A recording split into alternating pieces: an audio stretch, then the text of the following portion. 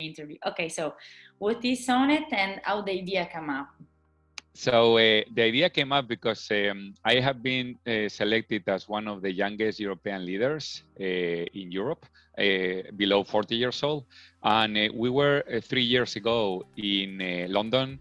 And one of the other colleagues is Guillem Anglada. He is the astronomer that discovered Proxima b, which is the closest exoplanet from Earth. So we were debating a lot because I have always been super excited about astrophysics, and seems like he was always super excited about architecture. So we were debating about how we could actually create a opportunity to find areas where we could explore how to develop sustainable cities of world and sustainable settlements. So we started to look for people that were experts in different fields like astrobiology, geology, life support systems, design, astrophysics, and mainly through the academic field in Europe, especially with the relationships that Guillem had, we created Sonnet. And Sonnet, the idea is to create a group that is interested in creating sustainable settlements of world. So we started thinking that obviously Mars and the Moon are the most direct opportunities for us to explore. And we started thinking about Mars because for a self-sufficient city, you need actual local resources. It's not really feasible to create permanent settlements without being self-sufficient. And the Moon is very exciting because it's very near from us, but the amount of resources that it has is indeed not as much as Mars. So we were debating a lot about ideas and how we could find realistic ways to create a settlement. And then Mars Society came up with a competition for creating a city for a self-sufficient settlement on Mars, which was exactly what we were debating for many months and coming up with ideas. So we decided to go for it. And then again, the team was more than 30 multidisciplinary scientists. We headed the design of the architecture, but the beautiful opportunity with NUA is that it actually was a result of experts from so many fields in the space of science and space engineering and architecture, etc. Yeah, exactly. And actually, this was the second question, because I was wondering, and I wrote down, to achieve the common goals for Mars colonization, brilliant people across so many different fields, from architecture to astrophysics, from space engineering to chemistry, from astrogeology to design. I know that we're working together. So according to you, how vital is the cross-contamination of the expertise for the future job market? I mean, it's fundamental because there's so many variables associated with the challenges of creating a settlement on Mars that if we don't work in a multidisciplinary group, it's important for one specific group to be able to provide answers, right? At the same time, from our experience in design and innovation, true creativity comes from that cross-pollination of ideas, right? So when we are talking with groups in the fields of life supports or planetary geology, and they explain some of the ideas that they have, there are a lot of cross-pollination that directly comes to the design board. And that is so important, not only to work on Mars or to solve the harsh environments, that extreme location that Mars have, but also to create innovation as a whole. Yeah. So a multidisciplinary approach, we think is so essential. And again, the opportunity that we have here with Sonnet is that we were cross-pollinating ideas with the top experts in fields that are so diverse, and that was one of the reasons why the solution was so realistic and so interesting, we believe. Exactly, is one of the reasons why I contacted you, since Sonnet is really match the city's goal exactly, because we truly believe in the contamination of the expertise and the sharing different knowledge to came up with new ideas, new innovation. So innovation comes from contamination, and we always say that in the era of disruption, ones who don't collaborate are left behind, you know. It's like the Totally. the saying go. So go ahead. And to add to what you are saying, one of the things that we were also very keen of when we were thinking about the designs for a Mars permanent colony is that it gave us the opportunity to think out of the box, and that very connected to innovation that I'm sure you guys talk a lot, right? Like when we are forced to think out of the box, new ideas come up. I usually say to my teams and to some people that ask me that the innovation is not about giving different answers, it's about asking different questions, right? And when we are exposed and when we are forced to ask questions in a different context, like for example, how we can build a self-sufficient city on Mars, we have to reconsider every single thing that we give for granted here on Earth. And through that, we are able to bring ideas that can directly be applied on Earth, because the question was done differently. The answer is different to what questions we usually face here on Earth. And again, there are a lot of exciting ideas that are coming up by the designs that we are creating on Mars that can be directly applied on Earth to improve challenges like climate change and social inequality and material resources. So there are, I mean, we can expand more on that, but there are a lot of exciting solutions that came up over the last almost 2 years of working on creating a feasible and realistic solution on a permanent settlement on Mars. And that was another question. You already got a point. In what ways can your research and analysis be applied to find solution here on Earth? There are many things that we can apply. One that is very direct. So on Mars, we have some areas that humans can actually walk, like because they have the right air and the right atmosphere.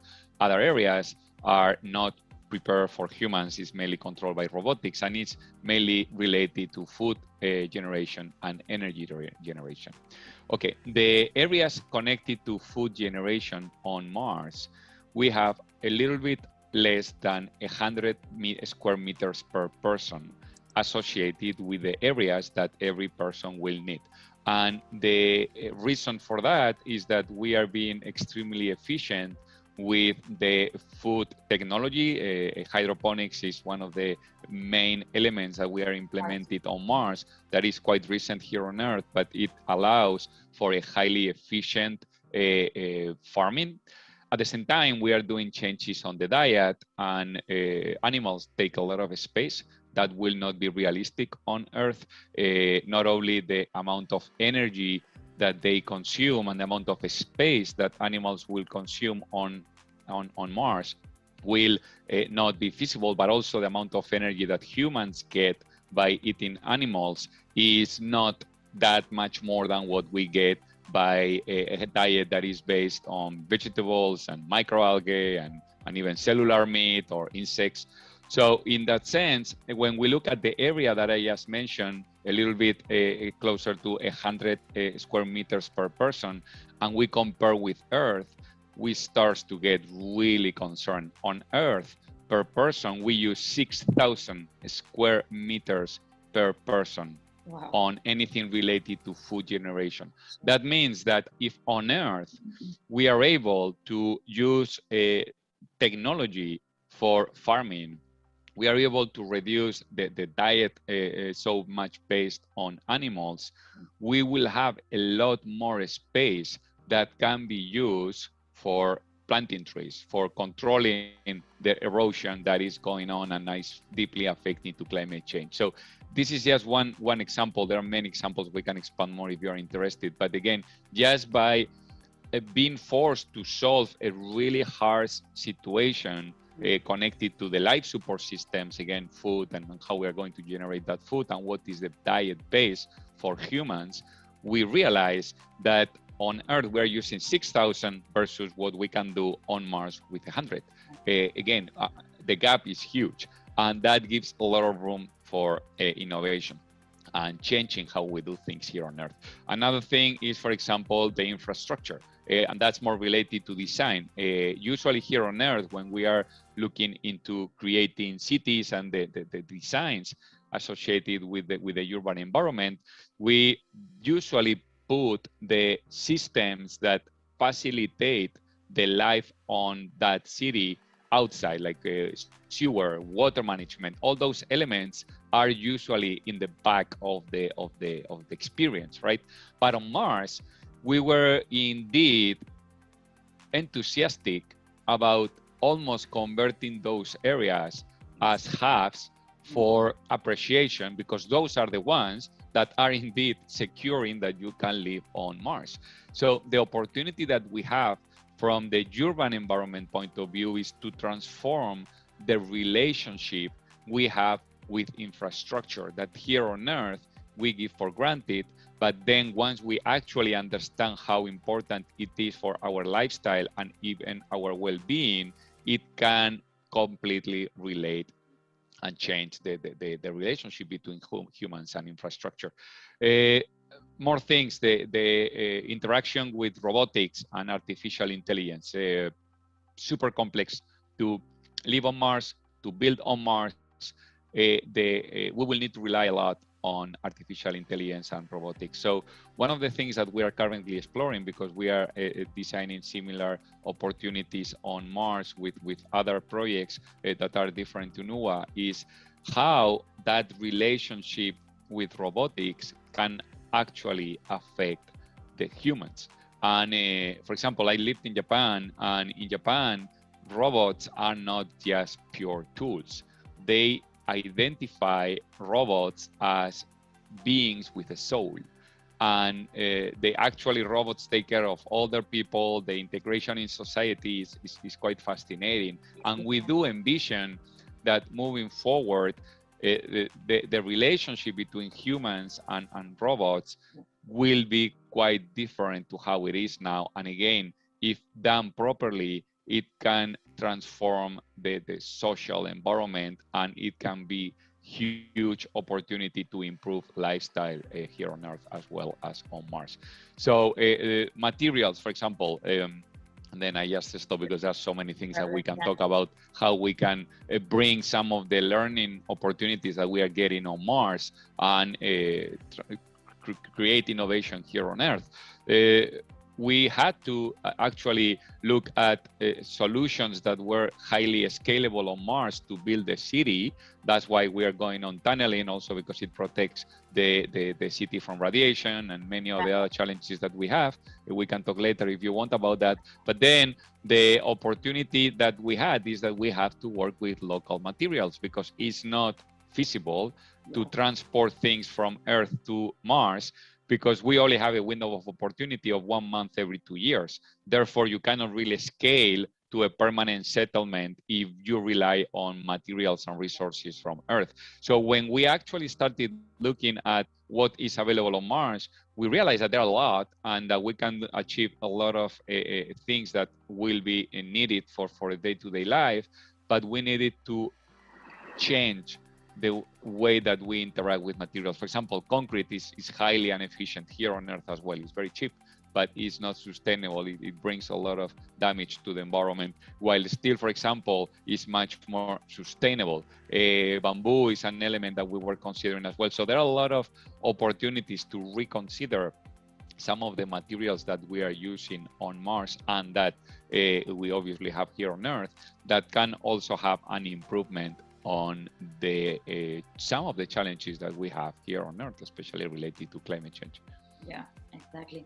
Actually, I want to add the question, because of course, when we talk about innovation, even if we are talking about innovation in the outer space, the main goal is always to create a value for an impact, a positive impact on Earth.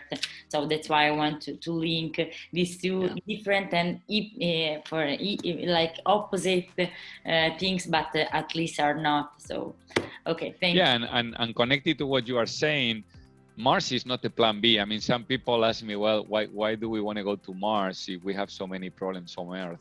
Obviously, the innovation and the opportunities to learn that we talked about are there.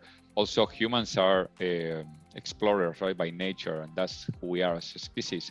But Mars cannot be considered plan B. The analysis that we did with the team of scientists was giving us information. Again, all of this is very preliminary, but doesn't seem like Mars can accommodate more than 100 million people. That means that again, we need to solve the problems that we have on Earth, and why not learn from creating a new settlement on Mars without the mistakes that we have done here on Earth.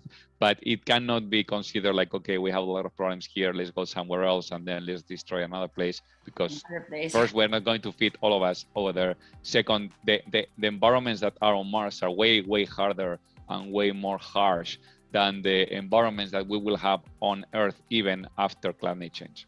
And now, by this, let's go back to the project for my other question about Nuova City was conceived as a permanent settlement, which is very different than a temporary solution. And humans are going to live there. So when you begin working on the project, what was the core idea of it, and which are the critical points that you face? Because we know about radiation, about the atmospheric pressure, fluctuating thermal conditions that are huge issues. So how did you solve them? And there are the only critical points you face? There are so many. One of them is that, again, the answer to a question is very different depending on what the question is. And if we have to accommodate people on Mars for a temporal time, it can be 2 years, it can be 4 years. Again, the opportunity to travel back and forth is every 2 years approximately. So if the amount of people that we are going to accommodate on Mars is not a lot, and they can be in small environments, constructions on the surface on Mars could work fairly well. The problem that we have the moment that we start going on bigger buildings is that the pressure that we will have inside of the buildings will be really high, because the atmospheric pressure outside on Mars is almost zero. So the buildings will almost explode like a balloon. When we inflate a balloon, we put a lot of pressure, it will explode.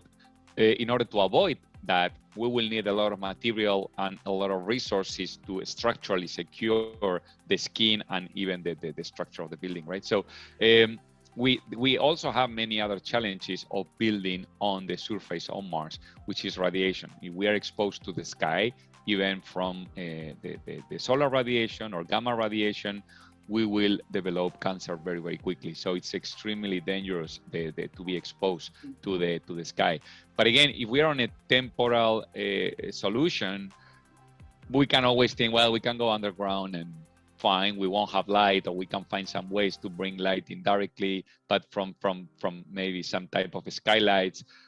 But there's not going to be a lot of light, and that is fine for 2 years. It's not ideal, but okay, it can be conceptually feasible. But the moment we start thinking, okay, this is going to be a permanent settlement, truth is that we cannot. Light is fundamental for the well-being of humans. So we started to think, okay, how we can solve all the problems that a large scale volume of buildings or net of spaces will require. And obviously we are also segmenting them, creating buffer zones and pressure areas that separate one volume from the next volume to avoid potential mistakes, and that the pressure becomes too big, because the bigger the volume, the more pressure we have. But again, going underground seemed to be a really exciting solution, but we didn't have the opportunity to bring light in an efficient manner. So then what we did was to rotate 90 degrees. The advantage is that on Mars, there are a lot of cliffs. They're very high. We have hundreds of cliffs that are over 1 kilometer high, which is higher than the Grand Canyon in Colorado, right? So in that sense, the opportunity that the canyon offers is that we can generate a tunneling. The tunnels not only provide a great opportunity to create habitats, but if we provide also tunnels that go out on the side of the cliff, as you can see here on my back, then we have a lot of opportunities to bring in direct light. The tunnels, because they are surrounded by rock, absorb very well, or the rock absorbs very well the pressure that we have inside the tunnels. But the thermal differences that you mentioned as well are critical, because Mars is extremely cold planet. Even on the warmer areas, we can have colder days than Antarctica. So the temperature that we will need inside of the human habitats is going to be in the 20 degrees centigrade.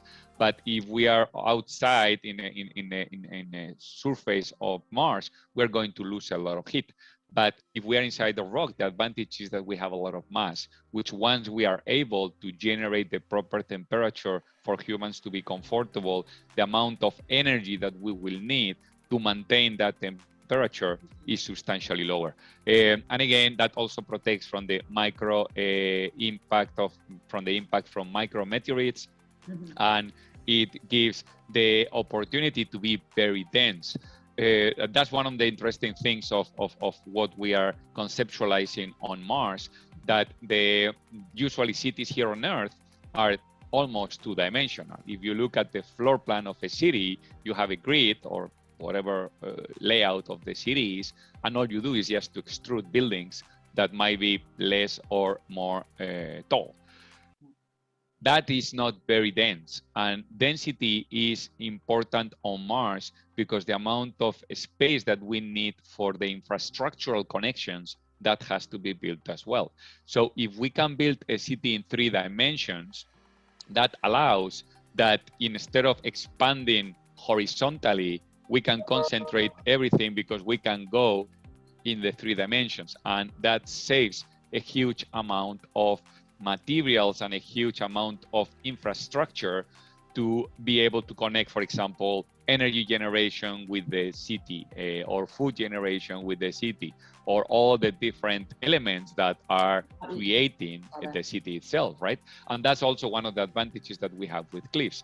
Cliffs are very compact, and they usually have very strong performance to the structures. So we are able to create a 3-dimensional net of tunnels that go very deep into the tunnel. They go up to 150-meter depth, but then we can go up and we can go horizontally, right? So that again creates the opportunity to be highly protected, bring light from indirect sources by opening certain tunnels into the walls of the cliff, and at the same time it allows to be extremely dense while not feeling that is very dense. And that's one aspect that is also very, very important into the conceptualization of the Mars permanent colony. So the last question about your projects, and then the last 2 questions about you with Alfredo Muñoz. So what will day-to-day life on Mars be like? What the daily life will be like on Mars? Life, yeah, the day-to-day life on Mars be like so it will be quite different from Earth, especially because society and the way that we envision life will be quite different. First, because of the space. Again, space is very expensive to build and is very expensive to maintain. So what we are envisioning, and this is connected to more additional work that we are doing on Mars settlements, is to have an apartment that is individual for 25 square meters. And the opportunity that we have with that is that you still feel like you have some privacy. It's not a lot. Again, 25 square meters per person is not huge. But then we have a lot of common areas that are shared by the community. And that connects to how we envision the society on Mars. We think that the environment is so harsh that we need to rely on each other to actually survive. And the sense of community and the sense of belonging is going to be critical on Mars. In that sense, the way that we are creating the urban context and the architecture is to emphasize and encourage that sense of community. So living on Mars on a day-to-day basis will be similar to how we live in a dorm, or how a co-living environment is, that you have your private space. Instead of 5 square meters or 10 square meters, like in a dorm, you will have 25 square meters, but then a lot of the common areas and activities happen through a social context. And that's one thing that will be important. Then again, the relationship with robotics is going to be quite critical. We envision that the interactions that will happen between humans will be merging with robotics and artificial intelligence. There will have to be a lot of work. The amount of energy that we estimated we will need per person on Mars is 10 times the amount of energy that a person on Earth generates. That's a lot. That means that we need to generate that energy somehow. We cannot work 10 times more because there is no hours in the day, and indeed Mars has very similar days as here on Earth. So we actually need to have a lot of the robotics and artificial intelligence generating that resources through energy, food, etc., that we will need. But we need to manage those resources. We also envision opportunities for mining, and there is going to be trade between Earth and Mars. Communication is quite possible. Usually takes 15 to 20 minutes to communicate between Mars and Earth, and there will be trade, as I was explaining.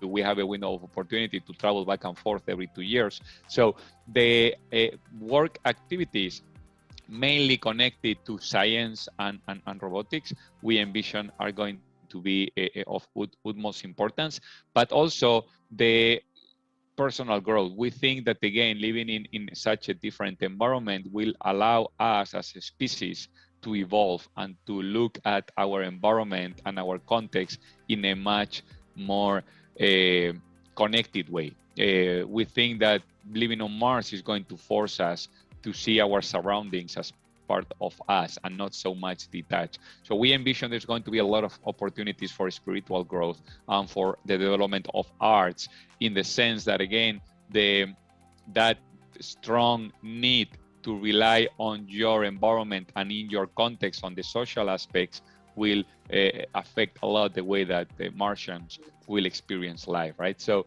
and then there will be opportunities to entertain and to have fun. Again, we are envisioning a colony on Mars, like a complete city or a complete settlement, where we will do all the things that we are used to do on Earth, but quite different context, and everything kind of surrounded by an environment that is very communal. Yeah, wow, amazing. Okay, so let's talk to you. The last two questions. Okay. Inside the project, how and when you realized to be committed and interested in space exploration, and how did you match with architecture? So I was always interested in astrophysics. Indeed, when I was studying high school, I was debating between going for astrophysics or architecture. So I was very, very interested always in space. And I have always been kind of training myself in anything that was related to the space.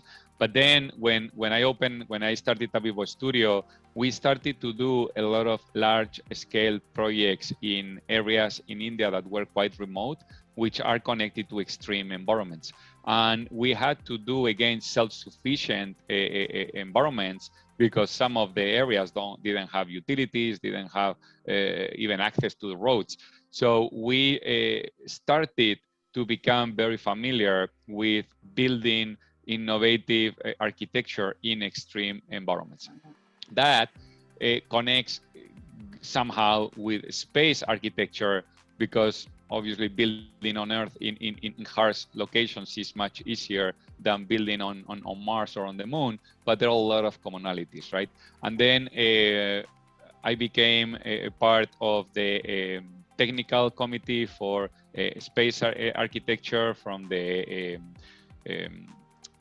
American Institute of Aeronautics and Astronautics. So I started to become quite connected to the community mainly in the US, that is deeply exploring how we can use architecture as a way to bring innovation into the space industry. So the opportunities that we are working with creating a permanent settlement on Mars go very connected to my personal interest, to the expertise that in ABIBOO Studio we have been having for 10 years with extreme environments and self-sufficient settlements, and with the opportunity that we had with Sonet to work in a multidisciplinary group, and the opportunity that I had to be part of the technical committee of the space architecture in the American Institute of Aeronautics and Astronautics. So kind of bringing again a lot of connections from fields that apparently are not that connected to architecture, but at the end, once you put them all together, it gives the room to, again, question things differently and therefore give answers that are quite different. Quite fun. Okay, so the last question, and I don't want to steal you time anymore. What advice would you give to those aspiring to become space architect, and what are the first steps to take? So I think the first one would be to get close to people that are very connected to science, as many different fields as possible. Again, for us, it was very important to be able to brainstorm with people in life support systems, in astrobiology, in aeronautics, and that was very important. Secondly, to read every single thing you can about space architecture and the conditions that we will have to face, because again, they are very different than Earth. Sometimes we give for granted things on Earth that definitely are not that obvious on the space. And third, to just throw yourself out there and start proposing ideas, because we learn a lot by doing, right? So in that sense, you can never be the biggest expert of all the experts if you don't start making mistakes and getting corrections from the experts. So in that sense, if you are able just to generate ideas, put them out there, try to join groups, like space architecture group, for example, is a fascinating group. Is organized by headquarters in London, but we are all over the world. And that can give a great platform to share ideas and learn from other colleagues. And also to just don't be shy about making mistakes. Thank you really for your time. Thanks to you for being interested in our work. I will send you soon some information on new things we are working on Mars. I think you will be quite excited, because it's a immersive experience on how living on Mars will be through VR and technology, building a metaverse on Mars, and it's going live very soon. So we'll keep you updated on that. Yeah, keep me updated about it. Great, Paola. Thank you so much. It has been a great pleasure. Hopefully we'll meet in person soon. Of course. Okay, yeah. we will one day, of course. But very good. We can set up another call just to make like more our collaboration grow there and bigger than this one. Okay, we have just started with the School of Disruption. I really want to. Do you join our School of Disruption as endorsement? So we will have, we are creating a huge community actually. That's great. For students, for professionals. So we are moving the right step. I'm really satisfied. And doing with passion and determination, it's fine. Nice, Paola. Thank you so much.